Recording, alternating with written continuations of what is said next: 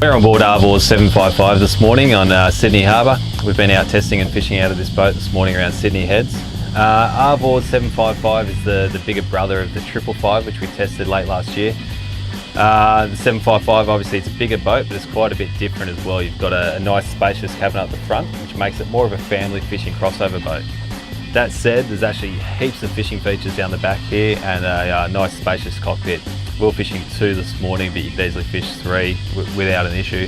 There are plenty of rod holders, rocket launchers up the top which are adjustable. Huge live well, a couple of kill tanks, there's a saltwater deck wash. You've got a couple of nice fold down seats, so if you do have the family on board, there's a couple of the seats, you can put a cushion on those. One of the standout features we found was this outside helm. So it's an optional extra. It's a matter of switching over the controls from the cabin steering to the outside here, and you can take full control of the boat. We found it invaluable this morning while fishing. It means you can actually be hooked up to a fish and control the boat with the other hand.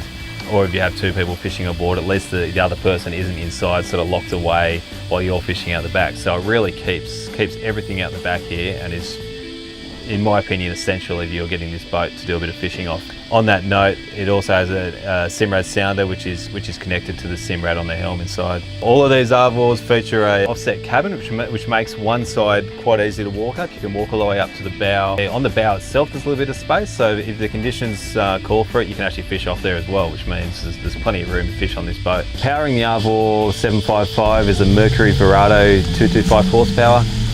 It's an excellent engine, really quiet, it's economical, it's powerful. Gets this boat up on the plane nice and quickly. Full speed, we're doing about 30 knots. That's about it for out the back here. Let's take a look inside. The cabin is really where the family aspect of this boat comes into play. There's plenty of space up here. There's a fridge, there's a sink. You have 3 comfy bolster seats. There's a bed down the front with an infill, which creates quite a roomy bunk bed if you do want to stay overnight. Plenty of space on the dash.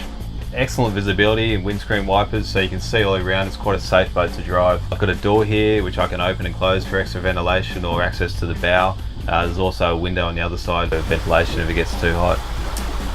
The helm itself is pretty nicely set out. You have a Simrad 9-inch NSS Evo 3 sounder, optional bow thrusters, trim tabs which come in handy, a couple of gauges. There's a Fusion stereo as well. Arvor 755 starts at 118,000. The boat we're on today retails for 148,000, and that includes a lot of optional extras: upgraded horsepower. You have the outside helm, the electronics, the fishing pack, and a whole lot more. That's pretty good value for a boat that gives you some great fishing features out the back and some really excellent family-friendly features up the front here. Check out our website at fishingworld.com.au. or Arvor's website at arvor.com.au.